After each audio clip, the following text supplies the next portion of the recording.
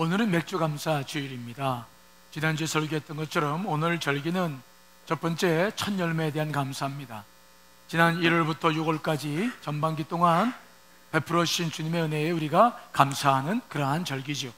두 번째로는 구약의 신의 산에서 하나님께서는 이스라엘 백성들과 언약을 맺으셨습니다. 오순절, 출애굽해서 50일 되는 날, 이 맥주절이죠. 그래서 그때 그들에게 율법을 주시고 십계명을 주셨죠. 그래서 이 구약의 맥주절은 우리를 구원하신 하나님, 또 우리에게 십계명과 율법과 함께 말씀을 주신 하나님께 감사하는 절기, 광야 생활의 감사의 절기가 이 맥주감사절기였고요. 신약시대 와서는 바로 이 오순절에 성령의 강림이 일어난 줄 믿습니다. 성령을 통해서 우리가 교회가 탄생했어요. 그래서 우리는 성령 강림절이라 부르기도 합니다. 그래서 이 맥주절에는 성령을 보내주신 하나님께 감사하고, 교회에 대해서, 우리가 구원받은 교회, 구원시킨 교회에 대해서 우리가 감사하는 절기가 이 맥주감사절입니다. 여러분, 오늘 드려지는 여러분들의 마음과 물질 속에 이런 감사가 담겨 있는 것입니다. 지난주에 제가 설교드린 것처럼 여러분들의 이 모든 마음이 하나님을 영화롭게 할 줄 믿습니다. 지난 6개월 동안 또 우리에게 성령을 주시고 말씀 주신 그 하나님, 그 하나님께 오늘 감사하는 마음을 가지고 있죠. 자, 우리 다시 한번 그분께 한번 감사의 박수를 올려드릴까요? 네, 고맙습니다.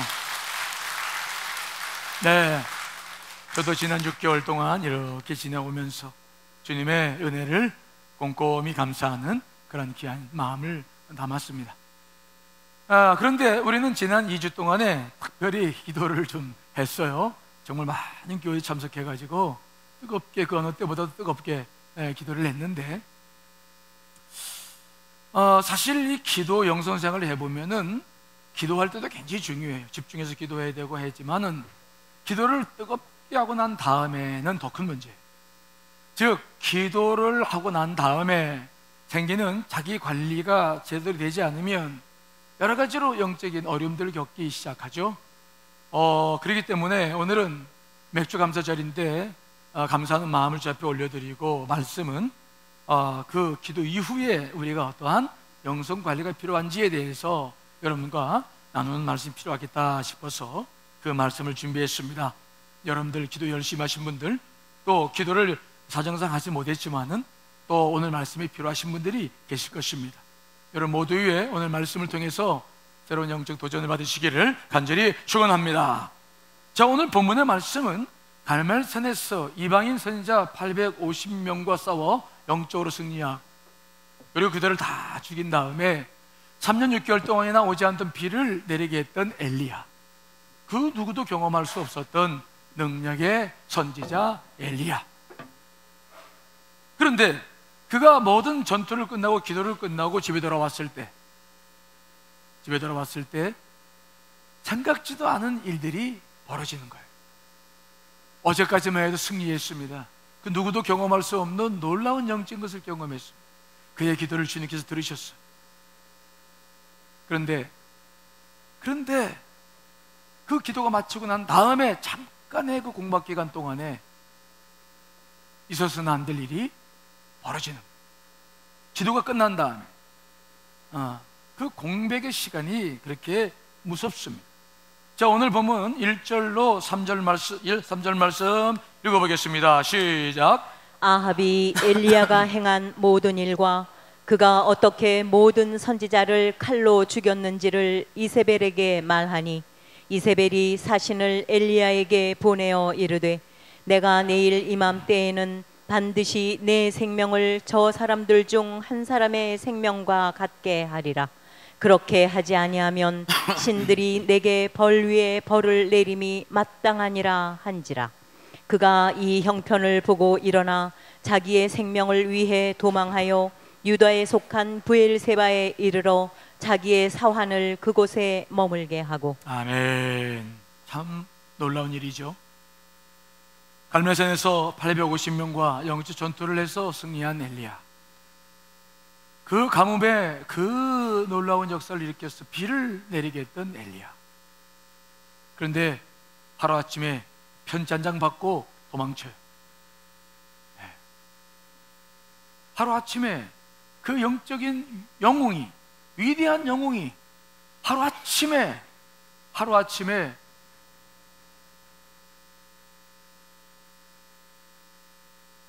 광야로 도망치는 모습 오늘 보는 겁니다. 그 편지란 무엇입니까? 아합 왕의 부인 이세벨이 사신을 보내서 엘리야에게 준 편지였어요. 그 편지에는 뭐라고 써 있습니까? 너도 내일 이맘때쯤에 네가 중인 850명의 선지자들처럼 너도 내일 죽임을 당할 것이다 라고 하는 이유의 편지였어요. 편지 하나예요. 그런데 그 편지 한 통을 읽고는 엘리야가 무너지는 거예요. 여러분, 우리가 이 영성이라고 하는 것, 기도 생활이라고 하는 것은 그렇게 아주 예민한 부분이 있어요. 우리가 기도하는 것도 중요합니다. 열심히 기도하는 것도 중요합니다. 그런데 기도 이후에 찾아오는 것들을 잘 방어하지 못하면 우리에게도 이런 일이 생겨요. 열심히 기도하는데 갑자기 무너져. 갑자기 무너져요. 여러분들 중에는 예전에 이런 일들을 경험하셔서 아직도 영적 침체 속에 있는 분들도 계세요. 우리는 이런 부분에 대해서 영적인 지식이 필요해요. 어떻게 대처해야 되는지도 필요합니다. 그래야 기도 위에 기도를 쌓고 은혜 위에 은혜를 받고 복 위에 복을 받게 될 줄 믿습니다. 기도하는 것도 힘든데 기도 위에 은혜를 받는 것 제대로서 무너진다면 우리가 어떻게 영적 생활을 하겠습니까? 자, 왜 엘리야가 도망치는 겁니까? 아니, 그렇게 위대한 영적인 전사가 아니 어떻게 편지 한 통을 받고, 아니 엘리야가 지금까지 목숨의 위협을 받은 것이 한두 번이었습니까? 아합이 그를 잡으려고 그 전국 방방곡곡에 사람들을 풀어서 그를 찾기 시작했지만 그 위협 속에서도 엘리야는 끄떡 안 했어요. 아니, 이 편지 한 통에 이렇게 무너질 사람이 아니에요. 왜 무너지는 겁니까? 그것은 기도 후에 찾아오는 공허함 때문에 그래요. 뭐 때문에 그렇다고요? 공허함.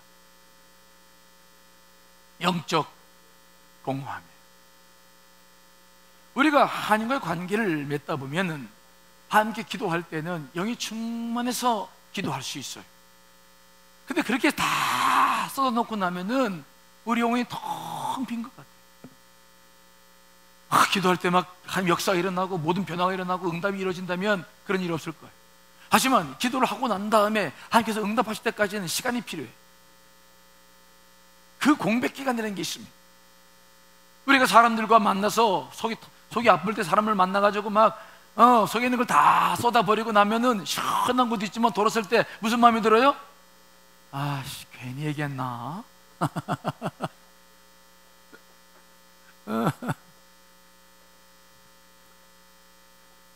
참, 이 엘리야에게도 이런 일이 생겼어요. 위대한 전사인데 왜 그랬을까요? 그는 갈멜산에서 크게 승리한 다음에 그가 기대했던 게 뭔가 있었어요. 무슨 기대를 했습니까? 생각해 보십시오. 850명을 다 죽였습니다. 하늘에서 불이 내려왔습니다. 3년 6개월 동안 가물었던 땅에 막 다 7번 기도하니까 막 비가 내렸습니다. 놀라운 역사가, 하나님의 역사가 막 일어나기 시작했고, 사람들이 하나님을 경험했어요. 하나님의 살아계신 내를 딱 경험했어. 그러면 엘리야가 뭘 기대했냐면, 그러면 이스라엘 민족이 변화되어져서 주 앞에 돌아올 것을 기대했을 것입니다. 이해되시나요? 이 정도면 그들이 돌아오겠지. 이제 아합왕과 그 부인 이세벨이 자기 앞에 무릎을 꿇고 회개를 하고 이스라엘 백성들이 우상을 숭배했던 것들을 다 내려놓고 회개하면서 다 주 앞에 돌아올 줄 알았어요.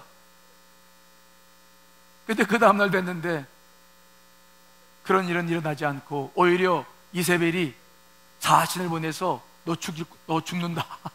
더 포악해진 거야. 더 악랄해진 거예요. 이스라엘 백성들은 변화의 조짐이 보이지 않았어요. 아무것도 일어나지 않았어. 영적인 전쟁은 승리했어. 기도하는데 그 과정 속에서 은혜는 받았어. 하나님 감사합니다. 영적인 뭔가는 느껴졌는데 현실은 달라진 게 없어. 아무것도 없어. 오히려 더 큰 위험이 초래되는 거예요. 기대를 했는데 아무것도 없어.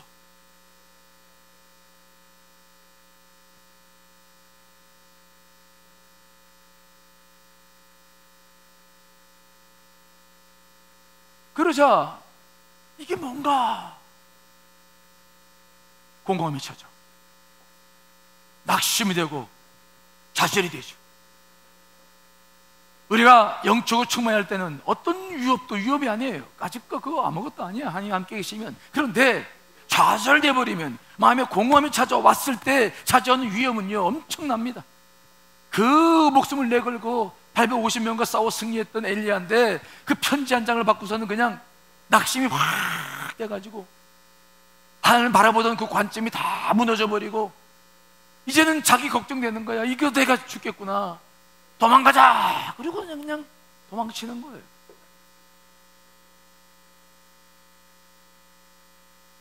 우리가 열심히 기도하고 난 다음에 하나님께서 즉각 응답을 하시는 경우도 있죠.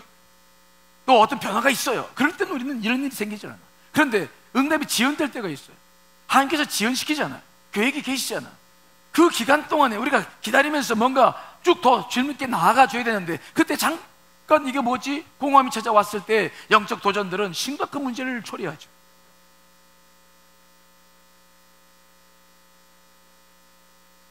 그러므로 우리가 기도를 했다고 끝나지 말고, 기도하고 난 다음에 여러분들의 영혼 내면이 공허함에 쌓이지 않도록 빈집을 만들었으나.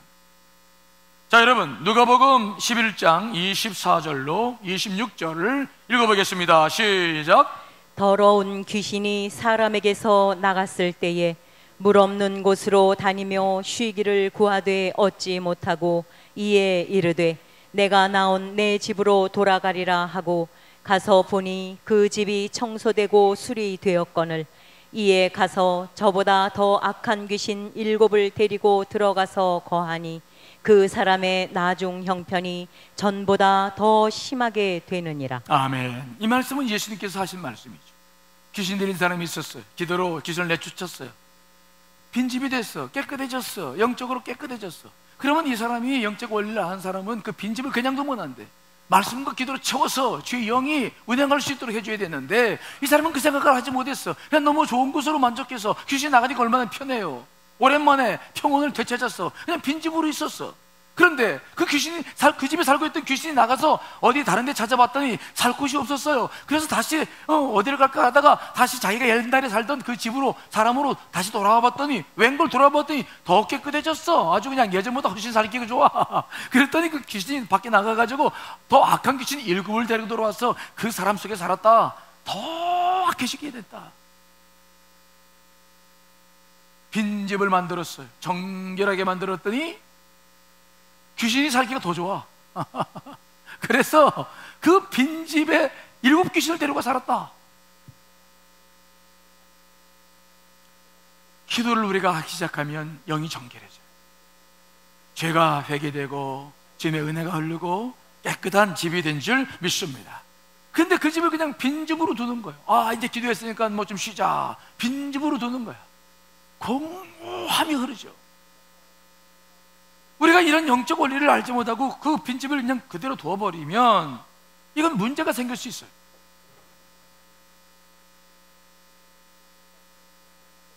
그러므로 우리가 기도를 열심히 하는 것도 중요하지만, 기도한 후에 어떻게 내가 삶을 사느냐는 더 중요해요. 여러분들의 삶이 기도를 뒷받침해야 될 줄 믿습니다.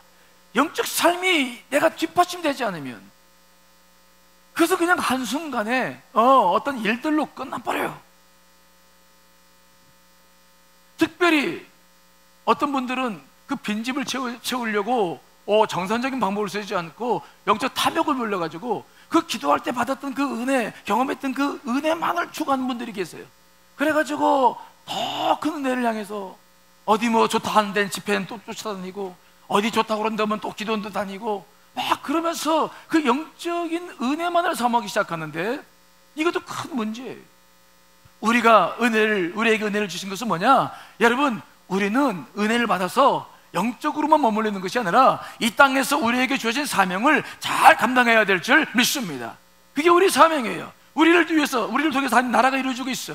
그럼 내가 영적으로 은혜 받았으면은, 가정주부라고 한다면 더 가정을 위해서 반찬 한 가지라도 잘 만들고 그들을 세워나갈 수 있는 그 은혜가 그렇게 사용되어야 되는 거예요. 만일 전문 선교사라든지 주의 종이라고 한다면 영적인 사역을 해야 되겠죠. 하지만 그렇지 않은 사람들은 그 은혜를 받았으면은 자기의 삶 속에서, 직장에서도 뭔가 하나님 나라를 위해서, 직원들을 위해서, 뭔가 함께 하나님 나라를 이루기 위해서 그 에너지가 써야 되는데 자꾸 그 에너지를 받기만 하려고 그러는 거예요. 영적 탐욕이라고 하는 건데 자꾸 그 짜릿했을 때의 그 맛만 누리려고 한다. 이건 문제가 있어요. 그런 사람들이 많이 있어요. 그래서 그런 사람들이 돌아다니다가 결국 이단에 빠지는 경우들도 참 많이 보죠. 다 그런 건 아니지만 그런 경우들도 종종 있어요. 그렇기 때문에 기도 후에 은혜를 받고 난 다음에 어떻게 우리의 삶이 뒤집어지면 되느냐는 굉장히 중요한 문제예요.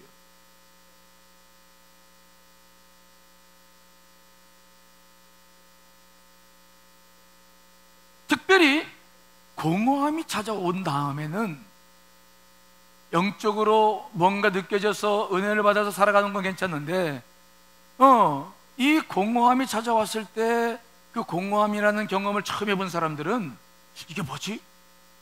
기도했는데 이 기도가 뭐야 이거? 이 공허함 다음 뒤에 찾아오는 감정은 분노라는 거예요. 뭐라고요? 분노. 내가 그렇게 잠 못 자고 기도했는데 이게 아무것도 없는 것 같아.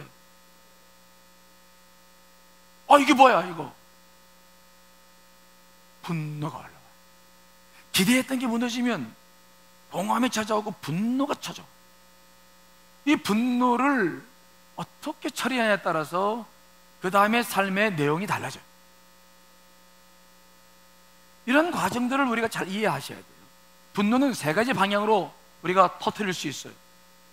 첫째, 제일 좋은 방향은 뭐냐면 분노가 일어나면은 위를 향해 터뜨리시기를 간절히 축원합니다. 위가 누구예요? 하나님. 영적인 일. 하나님께 이게 뭐지? 하면서 나아가면 하나님이 잘 받아주시면서 그런 문제를 해결해 나갔어요. 다윗도 보면은 분노가 일어났을 때, 어떤 기대가 무너졌을 때 하나님께 늘 불평을 하는 모습들이 있잖아요. 자, 여러분 시편 13편 1절로 2절 말씀 읽어보겠습니다. 시작. 여호와여, 어느 때까지니까 나를 영원히 잊으시나이까? 주의 얼굴을 나에게서 어느 때까지 숨기시겠나이까? 나의 영혼이 번민하고 종일토록 마음에 근심하기를 어느 때까지 하오며 내 원수가 나를 치며 자랑하기를 어느 때까지 하리이까? 사울은 13년 동안, 다윗은 13년 동안 사울에게 쫓겨다녔죠. 13년이라는 기간은 긴 기간에 어느 날 또 사울의 군사들에게 쫓겨다니면서 너무 그냥 화가 나는 거예요. 아니 언제까지입니까? 막 소리 지르고 제가 어떻게 하면 좋겠습니까? 위로 터뜨리는 거예요. 그건 괜찮아. 여러분, 분노는 어디로 터뜨리라고요? 이게 제일 좋아.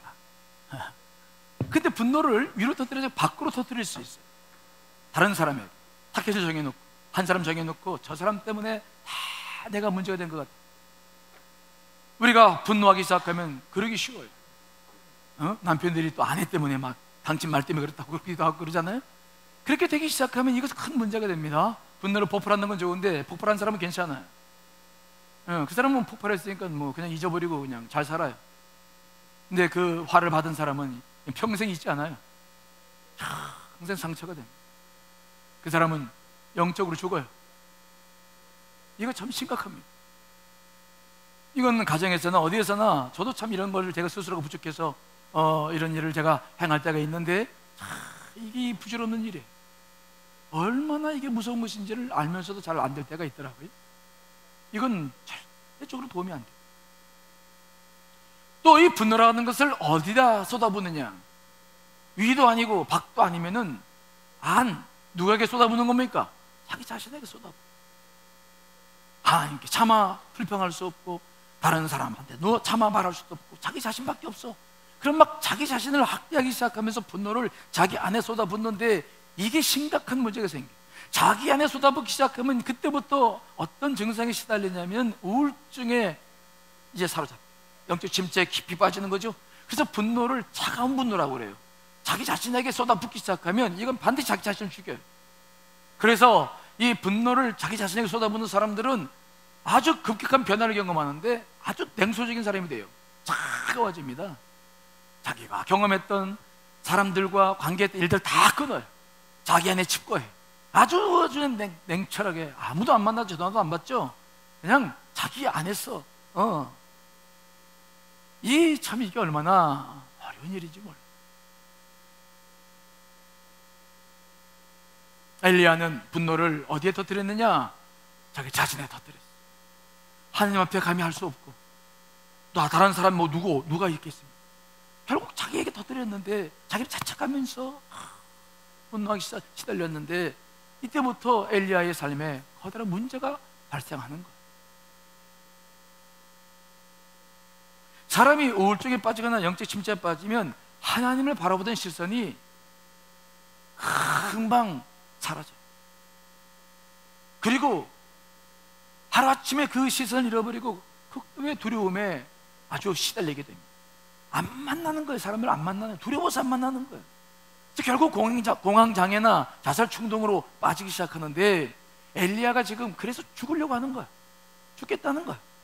노뎀나무 아래까지 가서 죽겠다고 하죠. 3절과 4절 말씀 읽어보겠습니다. 시작. 그가 이 형편을 보고 일어나 자기의 생명을 위해 도망하여 유다에 속한 브엘세바에 이르러 자기의 사환을 그곳에 머물게 하고 자기 자신은 광야로 들어가 하룻길쯤 가서 한 로뎀나무 아래에 앉아서 자기가 죽기를 원하여 이르되 여호와여 넉넉하오니 지금 내 생명을 거두시옵소서. 나는 내 조상들보다 낫지 못하니이다 하고. 아멘. 엘리야는 지금껏 두려움이 없는 사람이었어요. 평생을 그렇게 살았어요. 오직 하나님 한 번을 믿고 살았던 사람이에요. 그 모든 위협과 죽음의 두려움 속에서도 무릎 꿇지 않았던 사람. 그런데 오늘 보십시오.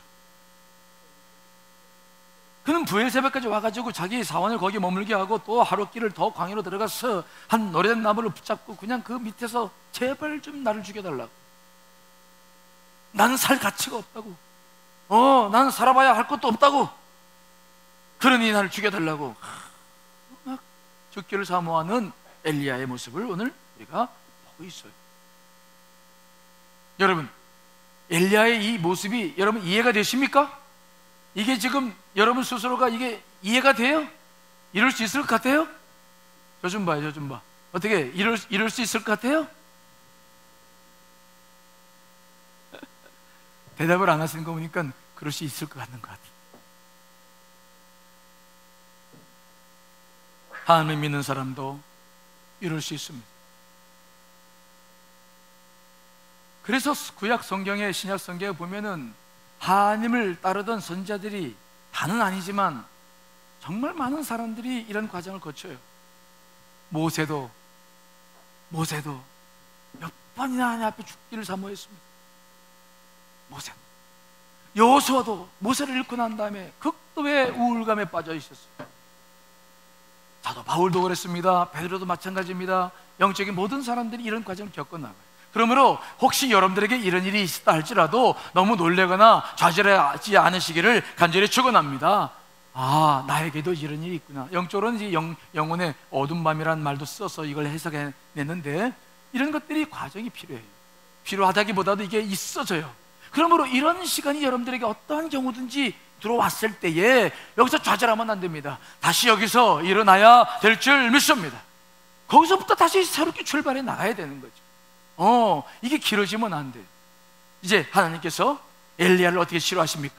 그 엘리야를 어떻게 보십니까? 이제 그 로뎀나무 앞에서 그냥 죽기를 사모하는 구하는 엘리야에게 하나님께서 치료하시는 과정이 있는데요. 자, 5절 6절 말씀 읽어보겠습니다. 시작. 로뎀나무 아래에 누워 자더니 천사가 그를 어루만지며 그에게 이르되 일어나서 먹으라 하는지라. 본즉 머리맡에 숯불에 구운 떡과 한 병 물이 있더라. 이에 먹고 마시고 다시 누웠더니. 아멘. 먼저 하나님께서 천사를 통해서 하신 일이 무엇입니까? 푹 자게 하는 거예요. 자라 재워놓고 또 엘리야야 또 일어나라 먹어라 먹이고, 배고플 때 배고프면 잠도 잘 안 오잖아요. 그렇죠? 잠자다가 배고프면 눈 뜨잖아요. 그러니까 또 먹여라 먹여놓고 또 자라 먹이고 재우고 먹이고 재우고 계속 쉬게 하는 거예요. 힘들고 어려울 때는 잘 쉬어야 될 줄 믿습니다. 쉬어야 돼. 하나님께서는 엘리야를 잘 쉬는 거예요. 이게 사실은 엘리야를 위로하는 거예요. 위로하는 거예요. 왜요? 하나님 엘리야를 모르겠습니까? 그 수고를 모르겠습니까? 그 애씀을 모르겠습니까? 그 누구보다도 하나님 앞에서 최선을 다했던 엘리야를 왜 하나님 모르시겠습니까?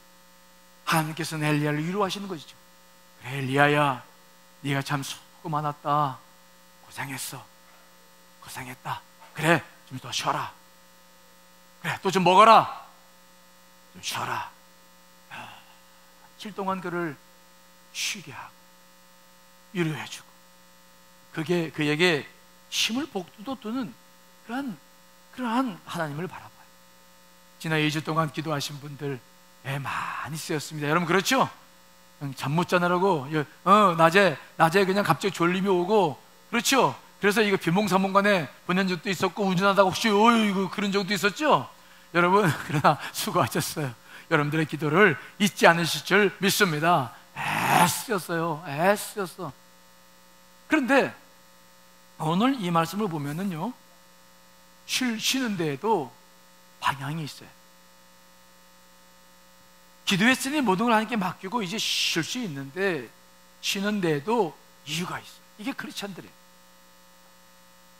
영적 침체에 빠진 사람들에게 있어서 쉼은 너무도 중요한 것인데, 그 쉼의 목적이 무엇인지도 분명히 알아야 됩니다. 만일 그 쉼의 목적이 육체만을 쉬게 하는 것이라고 한다면 우리는 다시 복잡해져요. 죄 유혹에 빠지고 세상에 빠질 수 있어요. 그런데 우리가 기도하고 난 다음에 기도하는 사람들의 쉼은 그렇지 않아요. 오늘 본문 말씀 봅시다. 7절로 8절, 7절 8절 읽어보겠습니다. 시작. 여호와의 천사가 또 다시 와서 어루만지며 이르되 일어나 먹으라. 내가 갈 길을 다 가지 못할까 하노라 하는지라. 이에 일어나 먹고 마시고 그 음식물의 힘을 의지하여 40주 40야를 가서 하나님의 산 호렙에 이르니라. 아멘. 천사가 엘리야를 어루만지며 부드럽게 깨웁니다. 먹입니다. 재웁니다. 그러면서 뭐라고 말씀하십니까? 내가 갈 길을 다 가지 못할까 하노라. 그러니 먹고 힘을 내라. 쉬게 하는데 그냥 쉬는 게 아니에요. 목적과 방향이 있어요. 여러분, 영적으로 우리가 영적인 삶을 사는 사람들은 잠깐 이런 경우가 있어도 방향은 놓쳐서는 안 돼. 우리가 힘을 얻는 이유가 무엇입니까? 우리 육을 쉬게 하는 것이 아닙니다. 다시 힘을 얻어서 하나님을 만날 수 있는 길을 들어서야 될 줄 분명히 믿습니다.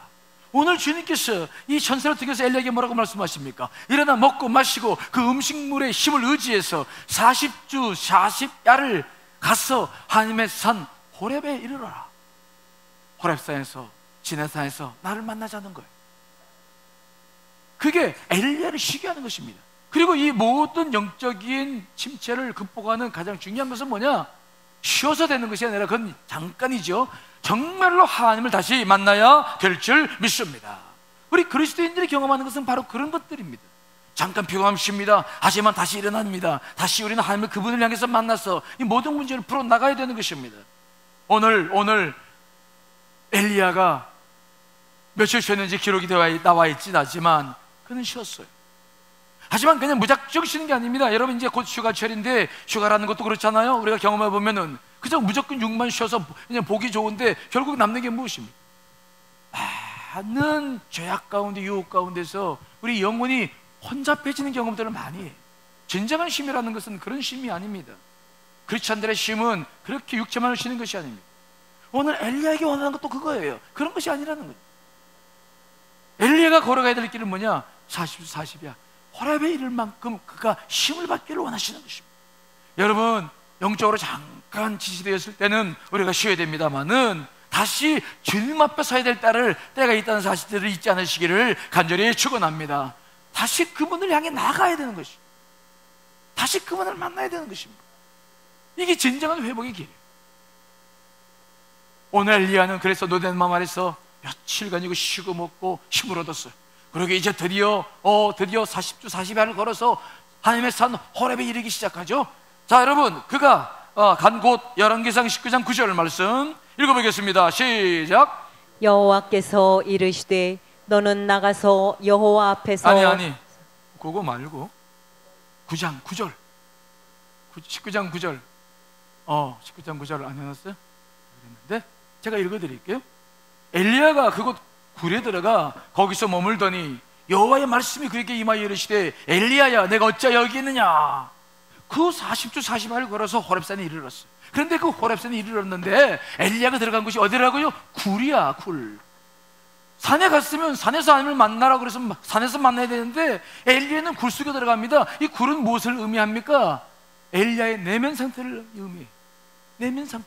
영적 침체 속에 있는 사람들은 다시 힘을 얻었지만 다시 하나님을 향해 시선을 두기가 두려워. 빛이 싫고 사람들이 싫어. 그래서 여전히 뭔가 세상으로 나왔지만 여전히 사람들을 만나보면 교회 와서도 그냥 저 구석에 앉아있거나 그냥 보이지 않는 곳에 있다가 슬쩍 지나가는 이런 일들을 우리가 많이 경험하잖아요. 오늘 엘리야도 그랬어. 하나님을 만나서 호렙산에 이르라. 그러면 산에 왔으니까 하나님을 만나서 기도를 해야 되는데 굴 속에 쑥 들어가 버려요. 우리는 이런 일을 경계해야 합니다. 쉼을 통해서 힘을 얻었다고 한다면 자기 내면에서 나와서 하나님을 당당하게 만날 수 있어야 될 줄 분명히 믿습니다. 당당해져야 되는 거예요. 당당해야 돼요. 때문에 하나님께서 뭐라고 말씀하십니까? 내가 어찌하여 여기 있느냐라고 물으세요. 네가 지금 어디 있는 거냐? 힘을 얻었으면은 하나님 안에 머물러야 될 줄 믿습니다. 자기 내면 안에 머물러 있는 엘리야에게 지금 말씀하시는 것입니다. 어찌하여 네가 거기 있느냐? 왜 또 거기 있느냐? 나왔으면 힘을 얻었으면 내게로 나와야지. 어찌 너는 또 네 속에 들어가 있느냐? 말씀하시는 것이죠.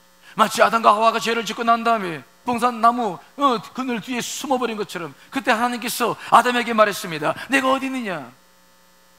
여러분, 기도 후에 늘 기억해야 될 게 있는데 내가 어디에 있는지를 기억하시기를 간절히 축원합니다.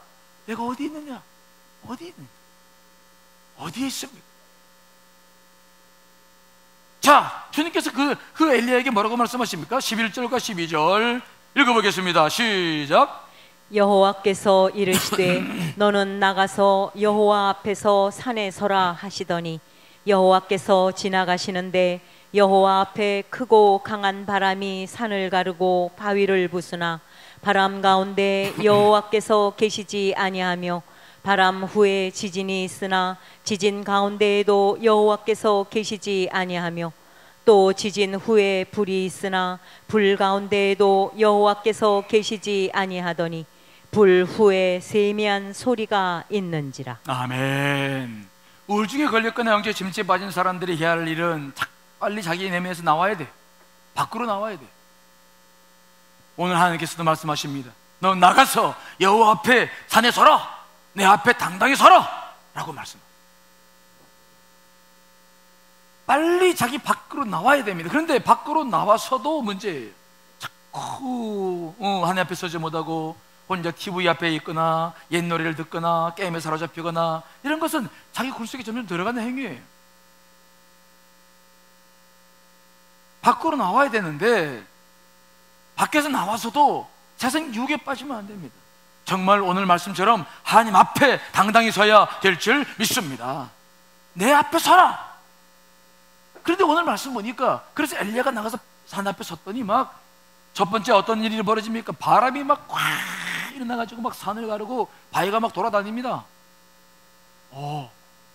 그렇게 좀 있다가 보니까 막 지진이 일어나가지고 막 땅이 갈라지고 와, 지진 후에 보니까 또 불이 있어가지고 막. 그러나 하나님은 바람 속에서도 계시지 않고 지진 속에서도 계시지 않고 불 속에도 계시지 않았다. 이게 무슨 말씀이십니까? 엘리야가 뭘 원했습니까? 엘리야는 변화를 원했어. 자기의 능력이 뭔가 있어서 이 세상이 그렇게 변화될 줄 알았어. 근데 아무것도 없었어. 하나님은 그것을 지금 보여주는 것입니다. 그 변화, 그것이 너에게 중요한 것이 아니라는 것입니다. 그건 내가 할 일이고 네가 해야 할 일은 그 변화를 때문에 뭔가 네가 능력으로 아니다, 그게 아니라는 거예요. 그건 무엇입니까? 큰 바람과 지진과 불이 막 지나간 다음에 그 다음에 뭐가 들렸다고요? 세미한 음성이 들린 줄 믿습니다. 하나님의 음성을 듣고 그분을 만나는 것이 엘리야가 해야 할 가장 중요한 일인 줄 믿습니다. 우리의 기도가 무엇입니까? 어떤 변화, 응답받는 것도 중요하지만 가장 중요한 것은 뭐냐? 다시 그분 앞에 서는 것, 그분을 경험하는 것, 그분과 함께 있는 것이 가장 중요한 영적 경험인 줄 믿습니다. 제가 여러분 지난 주에 기도에 대한 설교를 하면서 로마서 8장 26절 27절의 말씀을 드렸죠. 기도 속에서 기도하는 것, 성령께서 내 안에서 함께 기도하는 것, 그 소중한 부분들이 바로 이 안에서 일어나는 것입니다. 나중에 이제 이 부분에 대해서 좀 더 여러분 나눌 수 있는 기회가 있을 거예요. 이 사건에 대해서 결론을 말씀드리면, 그러나 우리 안에서는 그런 과정들이 지나가고 다시 지나가고 세밀하게 그분을 만나서 대화할 수 있는 그 음성을 듣고 다시 영적으로 그분과 하나가 되는 놀라운 역사가 우리 안에 일어나야 될 줄 믿습니다. 그것이 우리가 걸어가야 될 방향이죠. 우리가 기도한 후에 다시 힘을 얻어서 나아가야 될 방향인 것입니다. 만약 이렇지 못한 상황 속에서 여러분들이 이제 빈집으로 자기의 영혼을 내어두면은 우리는 사단의 먹잇감이 될 수 있다는 것을 꼭 기억하시고, 여러분 동물의 왕국 보셨어요? 지금도 하죠?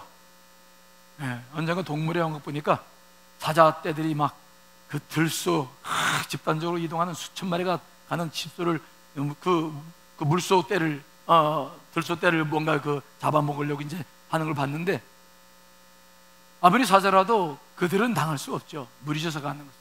결국은 어떤 목표물을 잡습니까? 그 물에서 떨어져 나가는, 늦게 가는, 아니면 뭔가 좀 어디 부족해서 함께 뛰지 못하는 그것들이 결국은 그 사자의 먹잇감이 되는 것을 우리가 보는 거예요. 여러분, 기도 후에 여러분들의 마음을 빈집으로 만들어서 세상에 방황하거나 공허함에 여러분 내어놓지 말고 다시 교회에 와서 주의 말씀을 듣고 기도하고 나아갈 수 있게 되시기를 간절히 축원합니다. 주님의 응답의 시간까지 조금 시간이 필요해요. 좀 기다리실 필요가 있어요. 넉넉하게 기도했으니 맡기고 기다리시며 더 주의 음성을 추구해 나가실 간절히 축원합니다. 그런 영적인 성숙을 통해서 우리는 또 한 단계 주님을 만나고 또 정도로 성숙해 가고 주님을 향하는 여정을 우리가 잘 걷게 될 줄 믿습니다. 모쪼록 여러분들 안에 이런 은혜가 있으시기를 간절히 축원합니다. 우리 다 같이 기도하시겠습니다.